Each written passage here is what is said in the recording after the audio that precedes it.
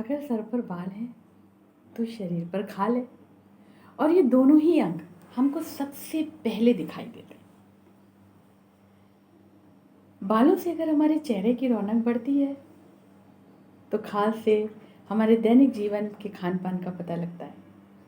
एक व्यक्ति अपने जीवन में अपनी कितनी केयर करता है, ये बात बाल और खाल दोनों से पता लगती है।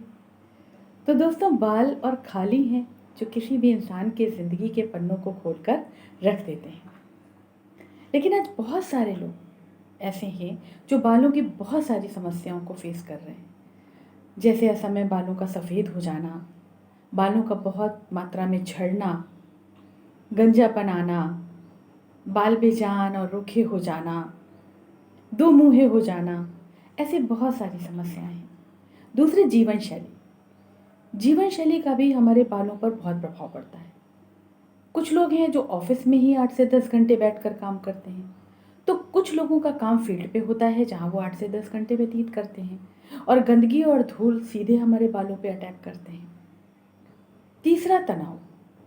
आज तनाव भी एक मुख्य कारण है बालों की समस्याओं को बढ़ाने में।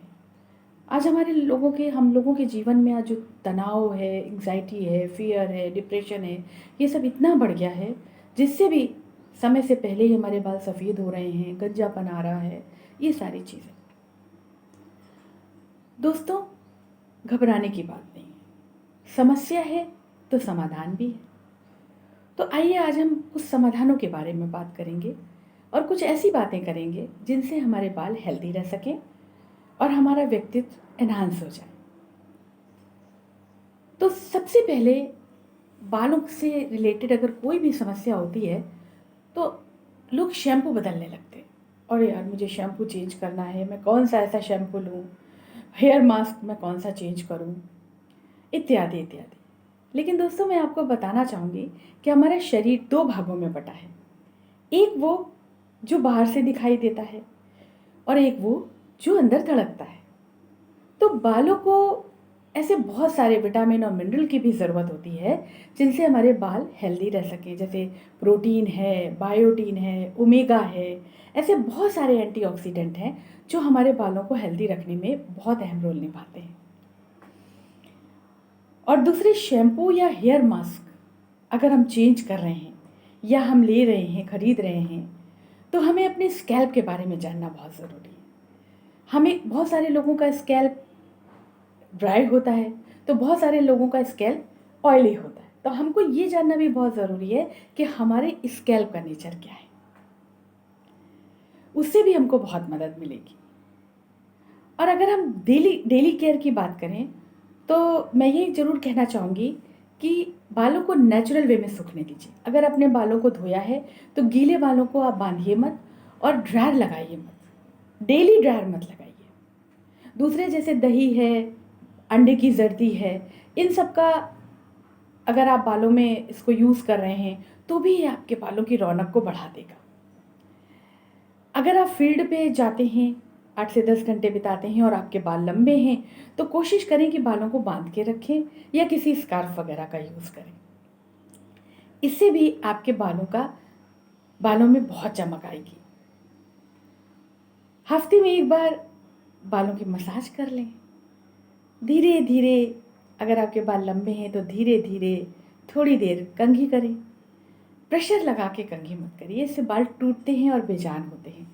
लेकिन जब हम धीरे धीरे बालों में कंघी करते हैं तो बालों का ब्लड सर्कुलेशन बढ़ता है और बाल हेल्दी होते हैं।